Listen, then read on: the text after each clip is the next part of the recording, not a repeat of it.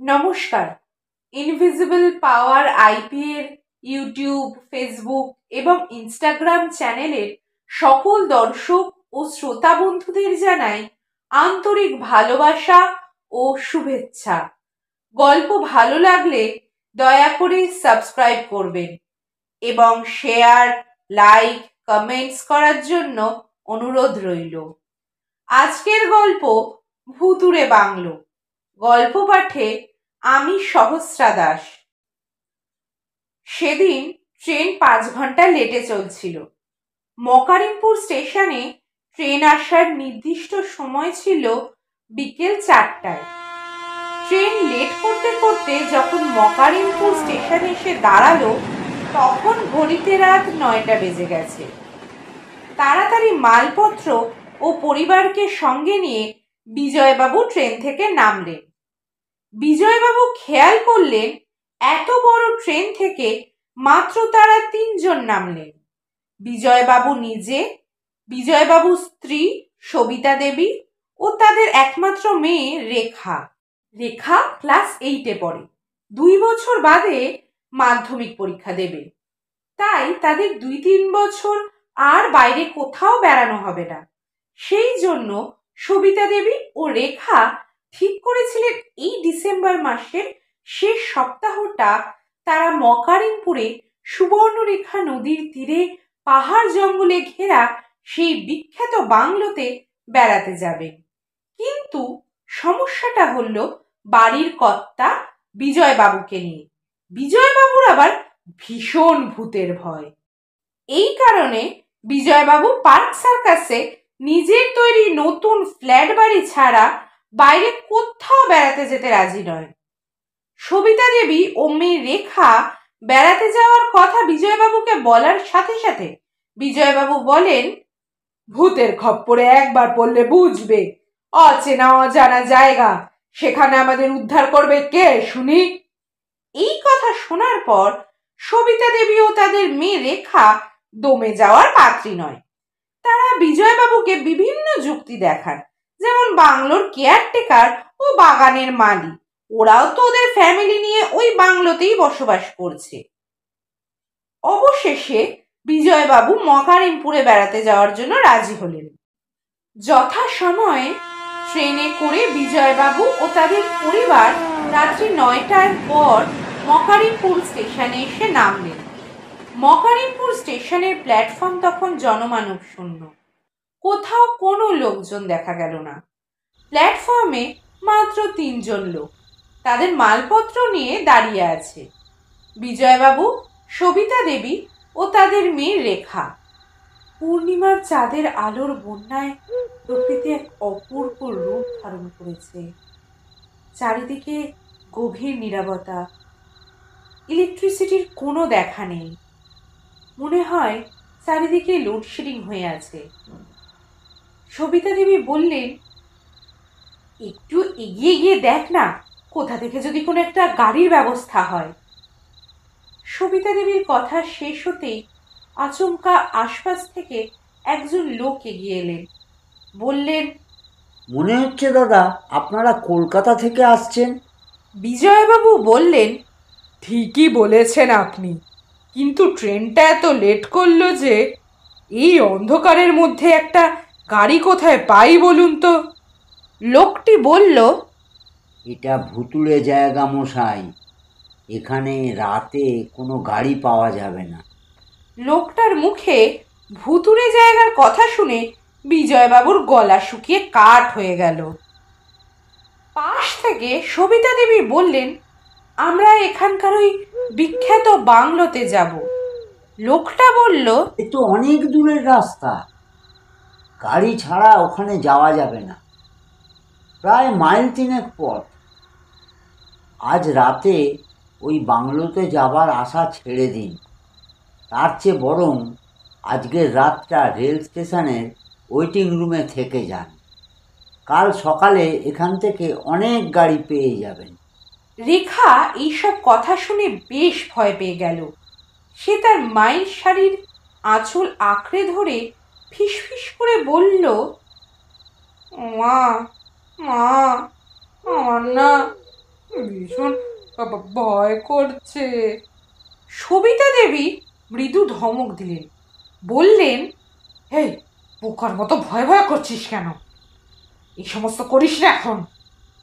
অগত্যা কোনো উপায় নেই দেখে বিজয়বাবু ও সবিতা দেবী তাদের মেয়ে রেখাকে নিয়ে রেল স্টেশনের ওয়েটিং রুমে রাত কাটাতে রাজি হয়ে গেলেন।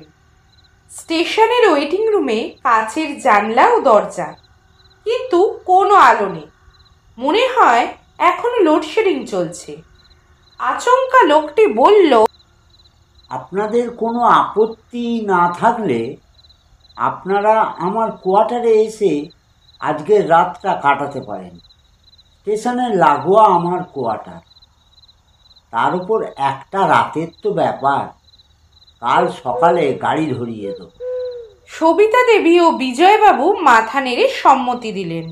তখন লোকটি বলল, আমি এখানকার স্টেশন মাস্টার, আমার নাম বাসুদেব জানা।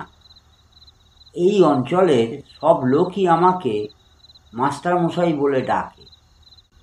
রেল স্টেশন সংলগ্ন আমার কোয়ার্টার। বিজয়বাবু, সবিতা দেবী ও রেখা মালপত্র সাথে নিয়ে স্টেশনের ওয়েটিং রুম থেকে বেরিয়ে স্টেশন মাস্টারের সাথে তার কোয়ার্টারের দিকে এগিয়ে গেলেন। স্টেশন মাস্টার বাসুদেব জানার কোয়ার্টারে যাবার পর দেখলেন কোয়ার্টারে পাশাপাশি দুখানা ঘর রয়েছে। একটা ঘর অন্ধকার, দরজা ভেজানো আছে, আর অপর ঘরটিতে বিশ্রাম নেওয়ার ব্যবস্থা আছে। মালপত্র রেখে বিজয়বাবু ও সবিতা দেবী চেয়ারে বসে পড়লেন। মাস্টার মশাই বললেন, এই ঘরে বিশ্রাম করেন আপনারা, আমি এখনই আসছি। কথা শেষ হবার সাথে সাথেই মাস্টার মশাই অন্ধকারে মিলিয়ে গেলেন। প্রায় 1 ঘন্টা কেটে গেল। মাস্টার মশাইয়ের আর কোনো দেখা পাওয়া গেল না। অনেক ডাকাডাকি করেও মাস্টার মশাইয়ের কোনো সাড়া শব্দ নেই। চারিদিকে ঝিঝি পোকার একটানা ঝিঝি ডাক ছাড়া আর কিছুই শোনা গেল না। বিজয়বাবু, সবিতা দেবী ও রেখা ঘরের বাইরে এসে দাঁড়ালেন। 1 মিনিট, 2 মিনিট, 3 মিনিট। সেই ঘুটঘুটে অন্ধকারের মধ্যে দাঁড়িয়ে বিজয়বাবু কিছু ভাবলেন। তারপর তারা 3 জন পাশের ঘরের ভেজানো দরজাটার কাছে গিয়ে দরজায় কড়া নাড়লেন। অনেকবার দরজার কড়া নাড়া ও ডাকাডাকির পরেও কোনো সাড়া শব্দ না পেয়ে পাশের ঘরের ভেজানো দরজা ঠেলে ভিতরে প্রবেশ করলেন। এই ঘরটি আকারে বেশ বড়। ঘরে কোনো মালপত্র নেই, খালি ঘরে বিছানা পাতা একটা চৌকির উপরে। মনে হচ্ছে চৌকির উপরে কেউ চাদর মুড়ি দিয়ে শুয়ে আছে। সবিতা দেবী, বিজয়বাবু ভাবলেন হয়তো মাস্টার মশাই গায়ে চাদর মুড়ি দিয়ে ঘুমিয়ে পড়েছেন। তাই তারা চৌকির কাছে গিয়ে গায়ে মুড়ি দেওয়া চাদরটা সরালেন। কিন্তু সবিতা দেবী, বিজয়বাবু বা রেখা কেউই এই দৃশ্যটি দেখবার জন্য মানসিকভাবে প্রস্তুত ছিলেন না। চৌকির উপর চাদর মুড়ি দিয়ে শুয়েছিল একটা কঙ্কাল। ঠিক সেই মাস্টার মশাইয়ের মতো দেখতে ছিল কঙ্কালটি। এই অবস্থায় তারা 3 জনেই প্রাণ ভয়ে ঘর থেকে বেরিয়ে স্টেশনের ওয়েটিং রুমের দিকে ছুটলেন। তারা 3 জনেই পিছন থেকে শুনতে পেলেন মাস্টার মশাই ডাকছেন, বিজয়বাবু, বিজয়বাবু, ও বিজয়বাবু, দাঁড়ান, দাঁড়ান, এখনো যে ভোর হতে অনেক দেরি আছে। কিন্তু কোথায় মাস্টার মশাই? ছুটতে ছুটতে তারা এসে কোনো রকমে স্টেশনের ওয়েটিং রুমে ঢুকে তাড়াতাড়ি ওয়েটিং রুমের কাছের দরজা বন্ধ করে দিলেন। এদিকে ওয়েটিং রুমের ভিতরে আরেকজন স্টেশন মাস্টার তাদের জন্য অপেক্ষা করছিলেন। ভয় কাঁপতে কাঁপতে তারা 3 জনেই ওয়েটিং রুমের মেঝেতে বসে পড়লেন। আচমকা সবিতা দেবী ও বিজয়বাবু খেয়াল করলেন অন্ধকারে ঘরের মধ্যে তাদের সামনে এসে দাঁড়িয়ে আছে রেলেরই পোশাক পরা এক ব্যক্তি। ভারী অদ্ভুত দেখতে লাগছিল লোকটিকে। লোকটি নিজেকে এখানকার রেলের স্টেশন মাস্টার বলে পরিচয় দিলেন। নাম বললেন পরিচয় গুপ্ত। তখন বিজয়বাবু প্রশ্ন করলেন, কিছুক্ষণ আগেই একজন লোক নিজেকে স্টেশন মাস্টার বলে পরিচয় দিয়ে তার কোয়ার্টারে নিয়ে গিয়েছিল। এই কথা শুনে রেলের পোশাক পরার সামনে দাঁড়ানো লোকটি বলল, ও তাহলে বাসুদেব জানার সাথে আপনাদের পরিচয় হয়েই গেছে। কিন্তু দুঃখের বিষয় কি জানেন, বাসুদেব বাবু উনি তো এখন মৃত। বিজয়বাবু বলেন, আমরা বাসুদেব বাবুর কোয়ার্টারে গিয়ে সব দেখে এসেছি। এবারে রেলের পোশাক পরা লোকটি বলে, আপনারা যাবেন কোথায়? হ্যাঁ?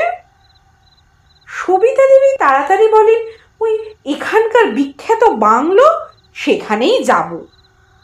লোকটি বলল, সে তো ঠিকই আছে, কিন্তু বিজয়বাবু বলেন, কিন্তু কি?